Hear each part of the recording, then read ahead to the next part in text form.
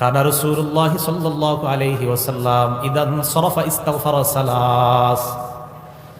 কানা রাসূলুল্লাহ সাল্লাল্লাহু আলাইহি ওয়াসাল্লাম ইদান সরাফা মিন সালাতিহি ইস্তাগফারা সালাস। নবীজি যখন নামাজের সালাম ফিরাইতেন, সালাম ফিরানোর পর নবীজি তিনবার ইস্তেগফার পাঠ করতেন।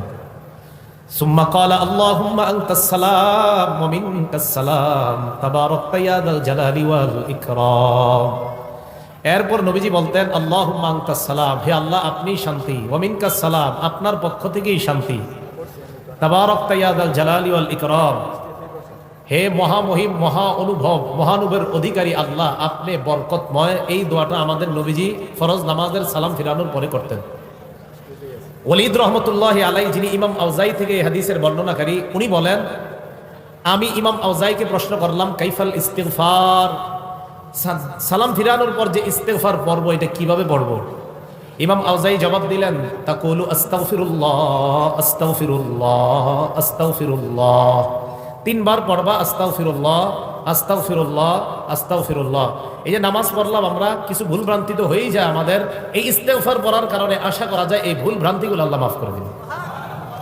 তাহলে বলেন তো আপনারা সালাম ফিরানোর পর আস্তাগফিরুল্লাহ কয়বার পড়বো? তিনবার। এরপরে আল্লাহুম্মা আনতাস সালাম ওয়া মিনকাস সালাম তাবারাকতা ইয়া যাল জালালি ওয়াল ইকরাম, এতটুকুই, বাড়াবেন না আপনারা। বুখারী শরীফের 844 নম্বর হাদিসের বর্ণনা। এই হাদিসের মধ্যে আসছে নবীজি সালাম ফিরানোর পর নবীজি পড়তেন লা ইলাহা ইল্লাল্লাহু ওয়াহদাহু লা শারীকা লাহ লাহুল মুলকু ওয়া লাহুল হামদু ওয়া হুয়া আলা কুল্লি শাইইন কাদির। নবীজি পড়তেন আল্লাহ ছাড়া কোনো ইলাহ নাই, একত্ববাদের স্বীকার করতেন, স্বীকৃতি দিতেন। লা ইলাহা ইল্লাল্লাহু ওয়াহদাহু লা শারীকা লাহ, নবীজি বলতেন আল্লাহ ছাড়া কোনো ইলাহ নাই, তার সাথে কোনো শিরিক নাই, অংশীদারিত্ব করার কোনো প্রশ্নই আসে না। লাহুল মুলকু, রাজত্ব তার, লাহুল হামদু, প্রশংসা তার, ওয়া হুয়া আলা কুল্লি শাইইন কাদির, সব জিনিসের উপর ক্ষমতাবান কে বলেন? নবীজি এটা বলতেন। বলার পর আল্লাহ নবী বলতেন আল্লাহুম্মা লা মানি লিমা আ'তাইতা ওয়া লা মু'তি লিমা মানাতা, আল্লাহ আপনি যা দেন তা বাধা দেওয়ার কেউ নাই, আপনি যা দেন না তা দেওয়ার কেউ নাই। এখন যদি আল্লাহ বৃষ্টি দেয় বাধা দেওয়ার কেউ নাই, এখন যদি আল্লাহ বৃষ্টি না দেয় আনার মতো সামর্থ্য কারো নাই। নবীজি বলতেন আল্লাহুম্মা লা মানি লিমা আ'তাইতা ওয়া লা মু'তি লিমা মানাতা, আল্লাহ আপনি লা মানি লিমা আ'তাইতা, আপনি যা দেন তা বাধা দেওয়ার কেউ নাই, ওয়া লা মু'তি লিমা মানাতা, আপনি যা বাধা দেন তা দেওয়ার মতো কেউ নাই, ওয়া লা ইয়ানফা'ু যাল জাদ্দি মিনকাল জাদ, সম্পদ আপনার কাছে কোনো কাজে আসবে না, আমলনামা ছাড়া অন্য কোনো কিছু আপনার কাছে কাজে আসবে না। তাহলে সালাম ফিরানোর পর তিনবার আস্তাগফিরুল্লাহ পড়া, এরপর আল্লাহুম্মা আনতাস সালাম ওয়া মিনকাস সালাম পড়া, এরপর লা ইলাহা ইল্লাল্লাহু ওয়াহদাহু লা শারীকা লাহু, এই দোয়াটা পড়া, এরপর পড়া আল্লাহুম্মা লা মানি লিমা আ'তাইতা ওয়া লা মু'তি লিমা মানাতা ওয়া লা ইয়ানফা'ু যাল জাদ্দি মিনকাল জাদ। অনুবাদ হলো আল্লাহ আপনি যা দেন বাধা দেওয়ার কেউ নাই, আপনি যা দেন না তা দেওয়ার মতো কেউ নাই, আপনার কাছে সম্পদ কোনো কাজে আসবে না, নেক আমল কাজে আসবে। এরপর রাসূল আকরাম সাল্লাল্লাহু আলাইহি সাল্লাম আরো কিছু দোয়া পড়তেন সালাম ফিরানোর পর। মুসলিম শরীফের 597 নম্বর হাদিস, এটা আন্তর্জাতিক নাম্বার। আমাদের কওমি মাদ্রাসায় যে হাদিসের কিতাব পড়ানো হয় নুসখা, এই হাদিস অনুযায়ী মোট হাদিস সংখ্যা হবে 3033টা। এই অনুযায়ী হাদিসের সিরিয়াল হবে 597 নম্বর হাদিস। এই হাদিসের বর্ণনা আসছে ক্বালা রাসূলুল্লাহ সাল্লাল্লাহু আলাইহি ওয়াসাল্লাম। এই আমলটা আপনারা সবাই করেন, কিন্তু আজকে করছেন কিনা আমি নিশ্চিত না। নবীজি বলেন মান সাব্বাহাল্লাহ ফি দুবুরি কুল্লি সালাতিন সালাসাও ওয়া সালাসিনা ওয়া হামিদাল্লাহ সালাসাও ওয়া সালাসিনা ওয়া কাব্বারাল্লাহ সালাসাও ওয়া সালাসিন। ফরজ নামাজের পর যে ব্যক্তি 33 বার বলবে সুবহানাল্লাহ, 33 বার বলবে আলহামদুলিল্লাহ, 33 বার বলবে আল্লাহু আকবার। ওলামায়ে কেরাম ছাড়া আজকে আসার পরে আমল কারা কারা করছেন? 33 বার সুবহানাল্লাহ, 33 বার আলহামদুলিল্লাহ। দেখছেন আমলকারীর সংখ্যা কত কম। আজকে মাহফিল দিয়েছেন কেন আপনারা? হ্যাঁ, দেখছেন আমলকারী মাত্র কয়েকজন হাত উঠেছে। ইন্না লিল্লাহি ওয়া ইন্না ইলাইহি রাজিউন। তো নবীজি বলেন প্রত্যেক এদিকে তাকান, এদিকে তাকান, একদম দিকে তাকাবেন না, এদিকে তাকান, সব এদিকে তাকান, এদিকে না তাকাবেন মাইক ছেড়ে দিব, তাকান, সব এদিকে তাকান, আমি আলোচনা করছি, আমার দিকে তাকান। 33 বার সুবহানাল্লাহ, 33 বার আলহামদুলিল্লাহ, 33 বার আল্লাহু আকবার। এই হলো নবীজি বলেন ফাতিলকা তিসআতু ওয়া তিসউনা, এই হলো 99 বার। ওয়াকালা তামামাল মিআ, 100তম বার পড়বে লা ইলাহা ইল্লাল্লাহু ওয়াহদাহু লা শারীকা লাহ লাহুল মুলকু ওয়া লাহুল হামদু ওয়া হুয়া আলা কুল্লি শাইইন কাদির। আল্লাহ নবী বলেন 33 বার 99 পড়ার পর 100তম বার যে ব্যক্তি পড়বে লা ইলাহা ইল্লাল্লাহু ওয়াহদাহু লা শারীকা লাহ লাহুল মুলকু ওয়া লাহুল হামদু ওয়া হুয়া আলা কুল্লি শাইইন কাদির, এটা পড়ার সাথে সাথে গুফিরাত খাতায়াহু ওয়া ইন কানাত মিসলা জাবাদিল বাহর। আল্লাহ নবী বলেন সমুদ্রের ফেনা পরিমাণ গুনাহ যদি থাকে ওই গুনাহ আল্লাহ মাফ করে দেয়। সমুদ্রের ফেনা পরিমাণ গুনাহ আজকে মাত্র 7 জন মাফ করাইছে, বাকিরা করায়নি। রাসূল আকরাম সাল্লাল্লাহু আলাইহি সাল্লাম বললেন এই আমল করলে সমুদ্রের ফেনা পরিমাণ গুনাহ মাফ হয়ে যায়। আল্লাহ আমাদেরকে আমল করার তৌফিক দান করেন। এরপর নবীজি সাল্লাল্লাহু আলাইহি সাল্লাম আরেকটা আমল করতেন। এই যেমন এই যে ছেলেটা বসা, হ্যাঁ, নবীজি ওনার একজন সাহাবা আছে নাম মুআজ, আবু দাউদ হাদিস নাম্বার 1522 নম্বর হাদিস 1522। নবীজি ওনার সাহাবা মুআজ রাদিয়াল্লাহু তাআলা আনহুকে বলেন, ইয়া মুআজ ওয়াল্লাহি ইন্নী লা উহিব্বুক, মুআজ আল্লাহর কসম আমি তোমাকে ভালোবাসি। সাহাবা নবীকে বলে নাই, নবী সাহাবাকে বলতেছে মুআজ আল্লাহর কসম আমি তোমাকে ভালোবাসি একবার। সুম্মা ক্বালা ইয়া মুআজ ওয়াল্লাহি ইন্নী লা উহিব্বুকা, আল্লাহ নবী আবার বললেন মুআজ আল্লাহর কসম আমি তোমাকে ভালোবাসি। এরপর আল্লাহ নবী বললেন মুআজ উসিকা, আমি তোমাকে একটা ওসিয়ত করি ভালোবাসার দাবি নিয়ে আমি তোমাকে কিছু বলতে চাই। লা তাদআদনা ফি দুবুরি কুল্লি সালাত, 5 ওয়াক্ত ফরজ নামাজের পরে এই আমলটা কখনো তোমরা ছাড়বা না। মুআজকে আল্লাহ নবী বললেন মুআজ আমি মোহাব্বতের দাবি নিয়ে তোমাকে একটা আমল শিখাইতে চাই, এই আমলটা ফরজ নামাজের পর কখনো ছাড়বা না। আমার কেমন যেন আত্মবিশ্বাস, আলেমরা ছাড়া অন্যরা কেউ এই আমলটা আজকে করেনি নাই। আত্মবিশ্বাস হয়তো করছেন, বলতেছি দেখি করছেন কিনা। ফরজ নামাজের পর নবী ওনার সাহাবাকে বলছে জীবনে ছাড়বা না এটা। এখন দেখি আজকে কে কে ছাড়ছেন। কি ফরজ নামাজের সালাম ফিরানোর পর বলবা আল্লাহুম্মা আইন্নি আলা যিকরিকা ওয়া শুকরিকা ওয়া হুসনি ইবাদাতিক। ওলামা ছাড়া অন্য কে এই দোয়াটা পড়ছেন আজকে? একজন। দেখছেন নবীজি তার সাহাবাকে বলছে জীবনে ছাড়বা না এটা, একজন মাত্র পড়ছে। নবীজি তার সাহাবাকে বলছে মুহাব্বতের দাবি নিয়ে বলে জীবনে আমল ছাড়বা না, একজন পড়ছে আমল। তুমি এই দোয়া করবা মুআজ, কোনদিন ফরজ নামাজের পর এই দোয়া ছাড়বা না। কি তুমি আল্লাহকে বলবা আল্লাহুম্মা আইন্নি আলা যিকরিকা, আল্লাহ আপনি আমাকে সাহায্য করেন যেন আমি আপনার বেশি বেশি জিকির করতে পারি।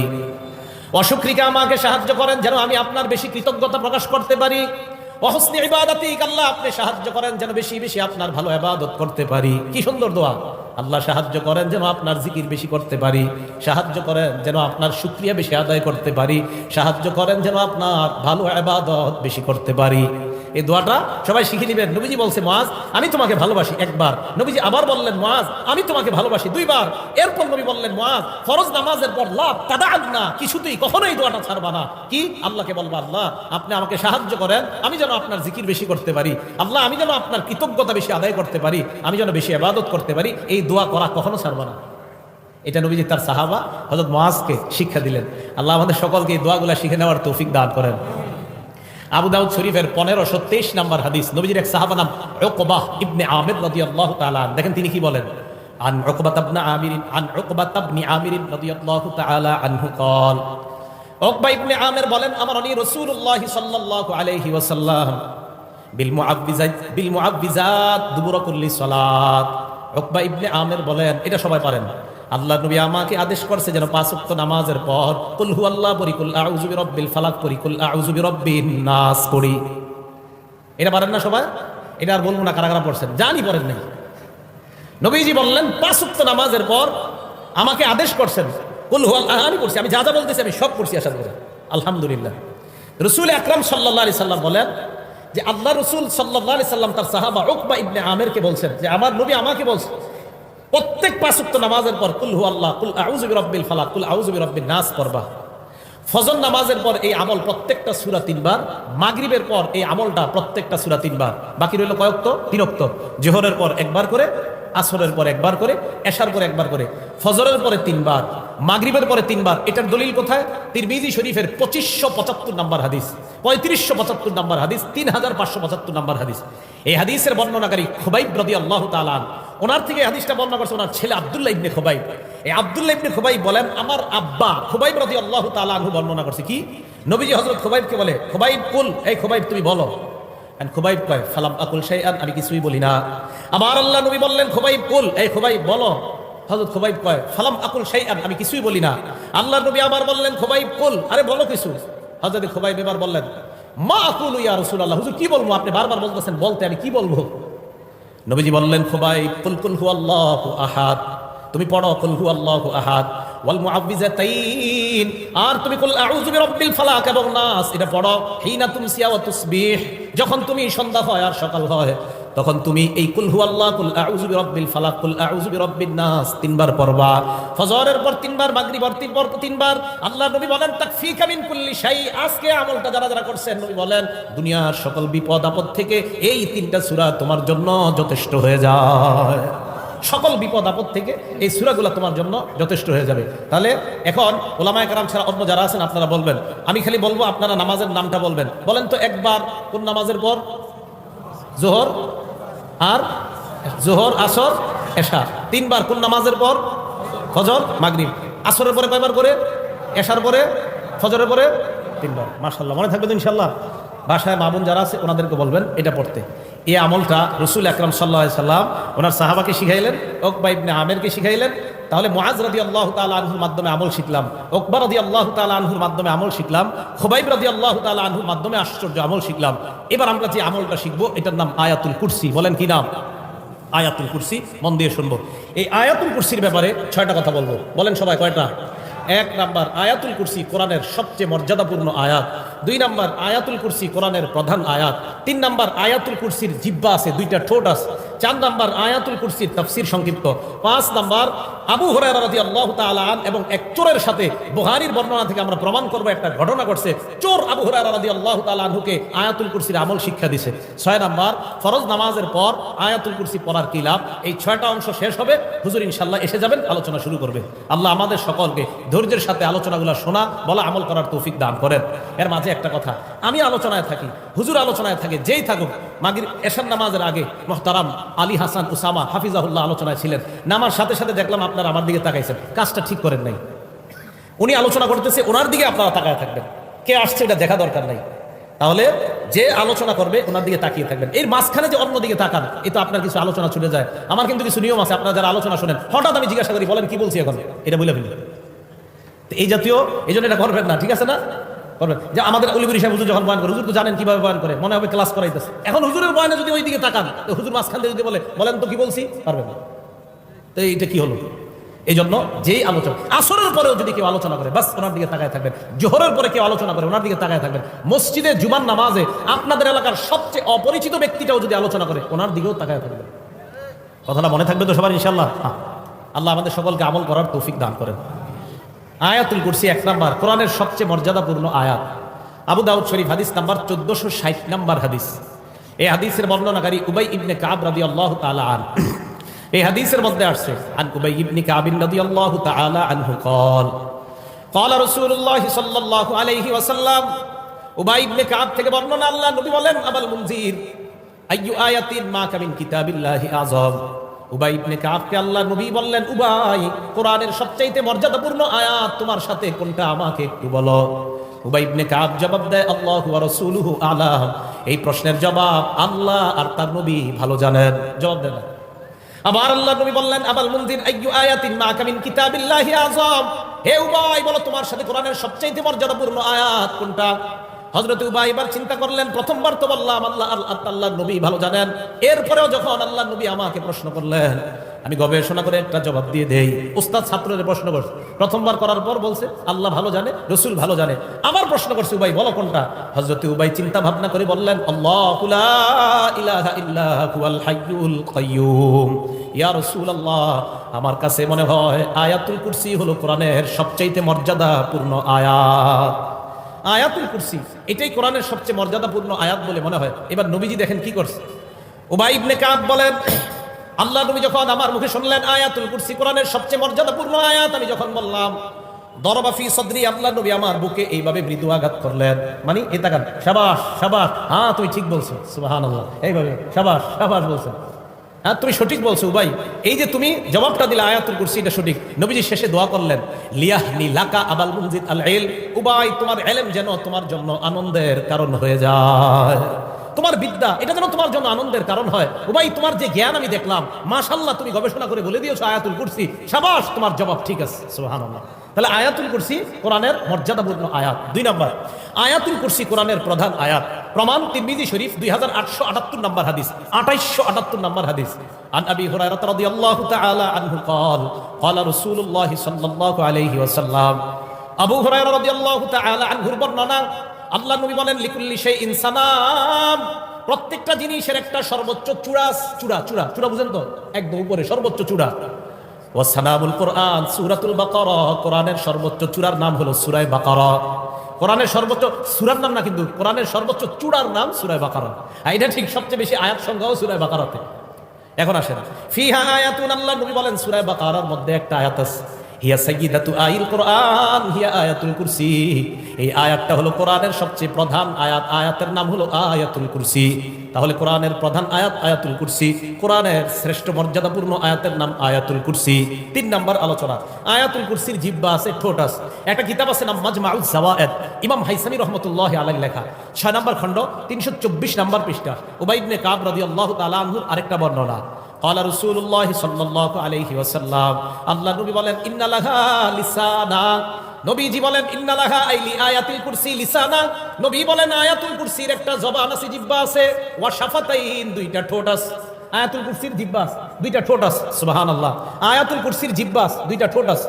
এবার আল্লাহ নবী বলেন, তুকাদ্দিসুল মালিক আন সাকিল আরশ, আরশের কাছে আয়াতুল কুরসি সদা সর্বদা আল্লাহর পুত পবিত্রতা বর্ণনা করে। আয়াতুল কুরসির জিহ্বা আছে, 2টা ঠোঁট আছে, আরশের কাছে থাইকা সদা সর্বদা আল্লাহর পবিত্রতা বর্ণনা করে। ভাইও কিছু মনে করবেন না, আলেমরা ছাড়া অন্য কারা কারা আয়াতুল কুরসিটা পারেন? মাশাআল্লাহ, হাত নামান, সবাই শিখে নিন, আল্লাহ তৌফিক দান করেন। আয়াতুল কুরসিটা আল্লাহ সবাইকে শিখে নেওয়ার তৌফিক দান করেন। 4 নম্বর, আয়াতুল কুরসির তাফসীর, সংক্ষিপ্ত তাফসীর শুনেন। আল্লাহু লা ইলাহা ইল্লা হুয়াল হাইয়ুল কাইয়্যুম, আল্লাহ লা ইলাহা ইল্লাহু, তিনি ছাড়া কোনো ইলাহ নাই। মন দিয়ে শুনেন, লা ইলাহা ইল্লাহু এটা হলো কালিমাতুত তাওহীদ, একত্ববাদের শব্দ, একত্ববাদের বাক্য, একত্ববাদের কালিমা। এই কালিমাতুত তাওহীদ এটা একত্ববাদের কালিমা, মানে তিনি ছাড়া কোনো ইলাহ নাই। তিনি কে? আল্লাহ। বলেন তো, আবার মন থেকে আওয়াজ দিয়ে বলবেন, তিনি ছাড়া কোনো ইলাহ নাই, তিনি কে? আল্লাহ। আচ্ছা, আল্লাহ ছাড়া কোনো ইলাহ থাকলে সমস্যা কি? আল্লাহ ছাড়া কোনো ইলাহ থাকলে সমস্যা কি? সমস্যা আছে। কোথায় আছে? এটা আল্লাহ কোরআনে বলছে। কি সমস্যা? সূরা আম্বিয়ার 22 নম্বর আয়াতে সমস্যার কথা আল্লাহ বলছে, লাউ কানা ফীহিমা আলিহাতুন ইল্লাল্লাহু লাফাসাদাতা। আল্লাহ বলেন, আসমান এবং জমিনের মধ্যে আমি ছাড়া যদি আর কোনো ইলাহ থাকতো, আসমান জমিন ধ্বংস হয়ে যাইত। তাহলে সমস্যা আছে না নাই? আল্লাহ বলেন, আমি ছাড়া কোনো ইলাহ থাকলে আসমান জমিন ধ্বংস হয়ে যাইত। ক্ষতির ধরনটা কেমন? সূরা মুমিনুনের 91 নম্বর আয়াতে আল্লাহ বলেন, ওয়ামা কানা মাহু মিন ইলাহ, আল্লাহর সাথে কোনো ইলাহ নাই। ইজান, যদি আল্লাহর সাথে কোনো ইলাহ থাকতো, লাযাহাবা কুল্লু ইলাহিম বিমা খালাকা আলা বা'দুহুম আলা বা'দ, আল্লাহর সাথে কোনো ইলাহ যদি থাকতো, প্রত্যেক ইলাহ তার সৃষ্টি নিয়ে পৃথক হয়ে যাইতো, এক স্রষ্টা আরেক স্রষ্টার উপর প্রাধান্য বিস্তার করত। আল্লাহ বলতেন, আমি আজকে বৃষ্টি দিব। জমিনের ইলাহ বলতো বৃষ্টির প্রয়োজন নাই, গাছের ইলাহ বলতো বাতাসের প্রয়োজন নাই, সমুদ্রের ইলাহ বলতো মাছ থাকার প্রয়োজন নাই। আল্লাহ বলে, গবেষণা চালানোর পর বুঝতে পারবা, আসমান জমিনের মধ্যে ইলাহ অন্য কেউ থাকলে সমস্যা হইতো। যেহেতু ইলাহ নাই, অতএব ইলাহ 100 জন 14 জন হবে না, ইলাহ হবে একজন, তিনি কে? এটাই বুঝাইছে আল্লাহ। যদি থাকতো, প্রত্যেক ইলাহ তার সৃষ্টি নিয়ে পৃথক হয়ে যেত, ওয়ালা আলা বা'দুহুম আলা বা'দ, এক ইলাহ আরেক ইলাহর উপর প্রাধান্য বিস্তার করত। তাহলে মন প্রাণ উজাড় করে দিল থেকে বলেন, আমাদের ইলাহ একজন, তিনি কে? আল্লাহ। এই তিনি আমাদের ইলাহ। একত্ববাদের বাক্য। মন দিয়ে এখন 4টা কথা বলবো, সবাই মুখস্থ রাখতে হবে, অন্যকে শিখাইতে হবে। রাজি আছেন? কয়টা কথা? 4টা। তাওহীদের স্বীকার করার জন্য মৌলিক অনেক শর্ত, 4টা শর্ত মনে রাখবো, অন্যকে জানাবো, বিবিকে জানাবো, মেয়েকে জানাবো, ছেলেকে জানাবো। মৌলিক কয়টা শর্ত শিখে রাখবো? 4টা। 1 নাম্বার, তাওহীদের অর্থ জানা। তাওহীদের অর্থ কি? আল্লাহ ছাড়া কোনো ইলাহ নাই, যত ইলাহ আছে সব ইলাহ নিষিদ্ধ। আল্লাহ ছাড়া কোনো ইলাহ যদি কেউ দাবি করে, সব নিষিদ্ধ। এই বিশ্বাস নিয়ে কবরে যাওয়া। আবার বলছি, 1 নাম্বার, তাওহীদের অর্থ জানা। তাওহীদের অর্থ হলো আল্লাহ ছাড়া কোনো ইলাহ নাই, যত ইলাহ আছে সব নিষিদ্ধ করা, আর এই বিশ্বাস নিয়ে কবরে যাওয়া। নবীজি বলেন, যদি যেতে পারো, একদিন না একদিন আল্লাহর জান্নাতে প্রবেশ করবা। দলিল মুসলিম শরীফের 26 নম্বর হাদিস, আন্তর্জাতিক নাম্বার। ক্বালা রাসূলুল্লাহ সাল্লাল্লাহু আলাইহি ওয়াসাল্লাম, আন্তর্জাতিক নাম্বার মানে মুসলিম শরীফের এই হাদিসের নাম্বারটা পুরো পৃথিবীতে ফলো করা হয়। ক্বালা রাসূলুল্লাহ সাল্লাল্লাহু আলাইহি ওয়াসাল্লাম, নবীজি বলেন, মান মাতা ওয়া হুয়া ইয়ালামু লা আন্নাহু লা ইলাহা ইল্লাল্লাহ, যে ব্যক্তি মারা যাবে, আমি মারা গেলাম, উনি মারা গেল, উনি মারা গেলেন, আপনাদের কেউ মারা যায়, এই বিশ্বাস নিয়ে মারা যায় আল্লাহ ছাড়া কোনো ইলাহ নাই। আহলুস সুন্নাত ওয়াল জামাত এই হাদিসের অনুবাদ করে মান মাতা ওয়া হুয়া মুওয়াহহিদুন বিল্লাহ, অথবা মান মাতা মুওয়াহহিদান বিল্লাহ, কেউ যদি আল্লাহর একত্ববাদের স্বীকার করে মারা যায়, দাখালাল জান্নাহ, আল্লাহ নবী বলেন আমি তোমাকে গ্যারান্টি দিলাম তুমি একদিন আল্লাহর জান্নাতে প্রবেশ করবা। একত্ববাদের বিশ্বাস নিয়ে দুনিয়া থেকে যাওয়া। বলেন আমাদের রব কয়জন? ইলাহ পৃথিবীতে কয়জন? আসমান জমিনে যত জগৎ হতে পারে সমস্ত জগতে ইলাহ কয়জন? হ্যাঁ, এই বিশ্বাস নিয়ে কবরে যেতে পারলে ইনশাআল্লাহ জান্নাত পাওয়া যাবে। শর্ত নাম্বার 1। শর্ত নাম্বার 2, আল্লাহরে যে আমরা এক ইলাহ মানি, এই এক ইলাহ মানার ক্ষেত্রে এই দিক থেকে একটুও সন্দেহ করা যাবে না, সামান্য সন্দেহ করা যাবে না। প্রমাণ সূরা হুজুরাত 15 নম্বর আয়াত, আল্লাহ বলেন ইন্নামাল মুমিনুনা আল্লাযীনা আমানু বিল্লাহি ওয়া রাসূলিহি। আমরা সবাই ঈমানদার তো? আশা করি ইনশাআল্লাহ সবাই ঈমানদার না? ইনশাআল্লাহ। এখন হাত নামান, আপনারা কিন্তু হাত তুলছেন যে ঈমানদার, এখন দেখেন তো ঈমানদার কিনা সবাই। আল্লাহ বলেন ইন্নামাল মুমিনুনা আল্লাযীনা আমানু বিল্লাহি ওয়া রাসূলিহি সুম্মা লাম ইয়ারতাবু। ঈমানদার তারা যারা আল্লাহকে মানে, রাসূলকে মানে, একটুও সন্দেহ করে না। একটুও কি করে না? আল্লাহ ঈমানদার তারা যারা আল্লাহকে মানে, রাসূলকে মানে, সুম্মা লাম ইয়ারতাবু, সামান্য সন্দেহ করে না। ওয়াজাহাদু বিআমওয়ালিহিম ওয়া আনফুসিহিম, প্রয়োজনের সময় জানমাল নিয়ে জিহাদ করে। উলাইকা হুমুস সাদিকুন, আল্লাহ বলেন আমি ওই সমস্ত ঈমানদারদেরকে কোরআনে সত্যবাদী বলে ঘোষণা করলাম। আমরা কি সত্যবাদী ঈমানদার না মিথ্যাবাদী? সবাই জোরে বলে না, সত্যবাদী ঈমান না মিথ্যাবাদী? তাহলে আমরা আল্লাহকে মানি, রাসূলকে মানি, কোনো সন্দেহ আছে? আল্লাহ এই মুহূর্তে সমস্ত সন্দেহ আপনি দূর করে আমাদেরকে সত্যবাদী ঈমানদারদের খাতায় আমাদের নাম লিপিবদ্ধ করে দেন। 3 নম্বর শর্ত, মুখে বলতেছি আল্লাহ এক, দিলে নাই এই কথা। মুখে বলতেছে আল্লাহ এক, অন্তরে নাই, এটাও হবে না। দলিল সূরা ফাত আয়াত নাম্বার 11, আল্লাহ বলেন ইয়াকুলুনা বিআলসিনাতিহিম, তারা মুখে বলে, দেখেন কি কয়, মা লাইসা ফি কুলুবিহিম, যা অন্তরে নাই, হবে না। ইয়াকুলুনা বিআলসিনাতিহিম, তারা মুখে বলে, মা যা লাইসা ফি কুলুবিহিম, অন্তরে নাই, হবে না। মুখেও বলতে হবে, অন্তরেও থাকতে হবে আল্লাহ এক।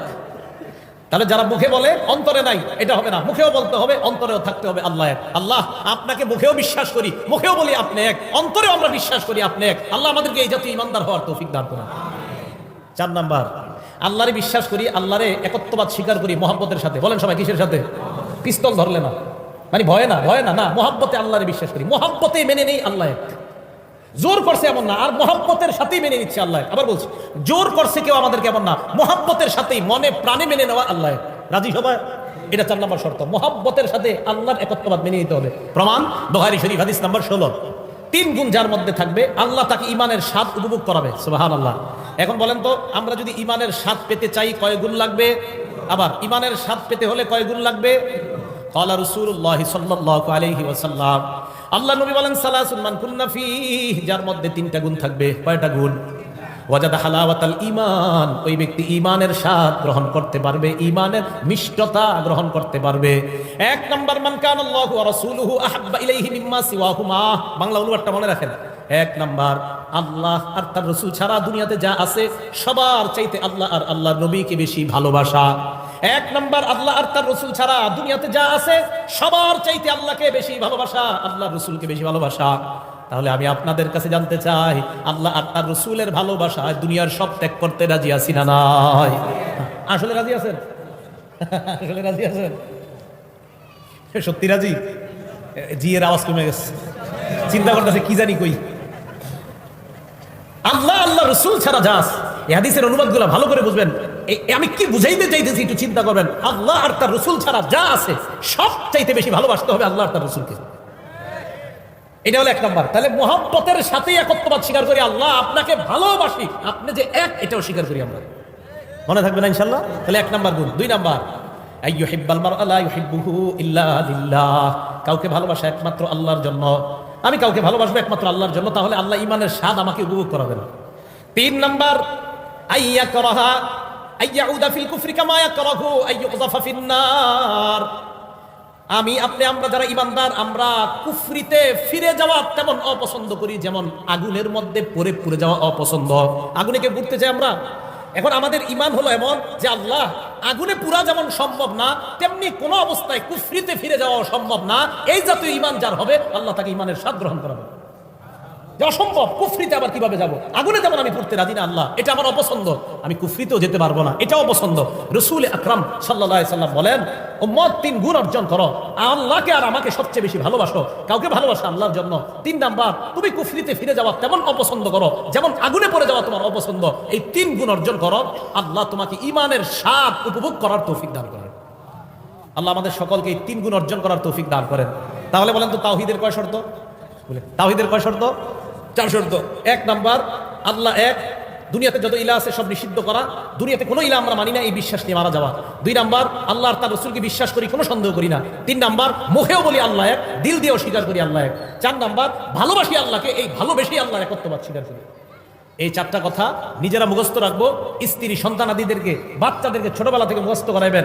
এই বাচ্চা, আল্লাহ ছাড়া কোনো ইলাহ নাই। এই সন্তান শোনো, আল্লাহকে তুমি মানতেছো, রসুলকে মানতেছো, কোনো সন্দেহ করবা না। সন্তান শোনো, মুখ দিয়েও বলবা আল্লাহ এক, দিলেও স্বীকার করবা আল্লাহ এক, মনের ভিতর ঢুকাও আল্লাহ এক। 4 নাম্বার, আল্লাহকে ভালোবাসবা, ভালোবাসার সাথে আল্লাহর একত্ববাদ স্বীকার করবা। আল্লাহ আমাদের সকলকে এই 4টা শর্ত মুখস্থ রাখার তৌফিক দান করেন। তাহলে আসেন, আল্লাহু লা ইলাহা ইল্লাহু, এতটুকু গেল। আল হাইয়ুল কাইয়্যুম, হাইয়ুন মানে চিরঞ্জীব, লা বিদায়া ওয়ালা নিহায়া, যার শুরু নাই শেষ নাই, যিনি কখনো মৃত্যুবরণ করবে না, করার কল্পনাও করা যায় না। সূরা আর-রহমান 26-27 নম্বর আয়াতে আল্লাহ বলেন, কুল্লু মান আলাইহা ফান, আসমান জমিন যা দেখো সব ধ্বংস হবে। ওয়া ইয়াবকা ওয়াজহু রাব্বিকা যুল জালালি ওয়াল ইকরাম, আপনার রব মহামহিম, মহা অনুভবের অধিকারী রব, আল্লাহ ছাড়া সব ধ্বংস। বিশ্বাস আছে তো? আল্লাহ ছাড়া যা আছে সব ধ্বংস হয়ে যাবে। তিনি হাই, তিনি মৃত্যুবরণ করবে না, তিনি হাই, তিনি চিরঞ্জীব। এরপরে আল্লাহ বলেন আল কাইয়্যুম, তিনি নিজে স্থিতিশীল, চিরস্থায়ী, তিনি ক্ষণস্থায়ী না। এখন প্রশ্ন, ক্ষণস্থায়ী কি? আসমান তো স্থিতিশীল, আসমান স্থিতিশীল না? এ দেখেন, আসমান তো স্থিতিশীল, দাঁড়িয়ে আছে, জমিনও দাঁড়িয়ে আছে, মানে আপন অবস্থা আছে। এই 2টা স্থিতিশীল হলেও আল্লাহর হুকুম যতক্ষণ থাকবে ততক্ষণ এইগুলো এইভাবে থাকবে, হুকুম থাকবে না, ধ্বংস হয়ে যাবে। প্রমাণ সূরা রুমের 25 নম্বর আয়াত, আল্লাহ বলেন, ওয়ামিন আয়াতিহি আন তাকুমাস সামাউ ওয়াল আরদু বিআমরি, আল্লাহর নিদর্শনাবলীর মধ্যে এটাও একটা নিদর্শন, আসমান আর জমিন আল্লাহর হুকুমে দাঁড়ায় আছে। সূরা মুমিনের 57 নম্বর আয়াতে আল্লাহ বলেন, লা খালকুস সামাওয়াতি ওয়াল আরদ আকবারু মিন খালকিন নাসি ওয়ালাকিন্না আকসারান নাসি লা ইয়ালামুন, আসমান আর জমিন সৃষ্টি করা মানুষ সৃষ্টির চেয়ে বড় বিষয়। এ মানুষ, তুমি কল্পনা করো, তুমি হাঁটার জন্য 2টা পা আছে, আসমান দাঁড়ানোর জন্য কোনো খুঁটি নাই। তাহলে তোমার চাইতে বড় বিষয় হলো আসমান বানানো, জমিন বানানো। এই আসমান আর জমিন আমি আল্লাহ বানাইলাম। আমি এই আসমান জমিন বানানোর পর আমি যতক্ষণ চাইবো ততক্ষণ এইগুলা এই অবস্থায় থাকবে, আমি যখন চাইবো না, কুল্লুমান আলাইহা ফান, সব ধ্বংস হয়ে যাবে। এই জন্য আসমান কাইয়্যুম না, জমিন কাইয়্যুম না, কাইয়্যুম একমাত্র কে? আল্লাহ চিরস্থায়ী, আল্লাহ চিরস্থায়ী, এই বিশ্বাস নেওয়া। তাহলে হাইয়ুন কাইয়্যুম। এবার আমার সাথে এই 2টা শব্দ সবাই বলেন, হাই কাইয়্যুম।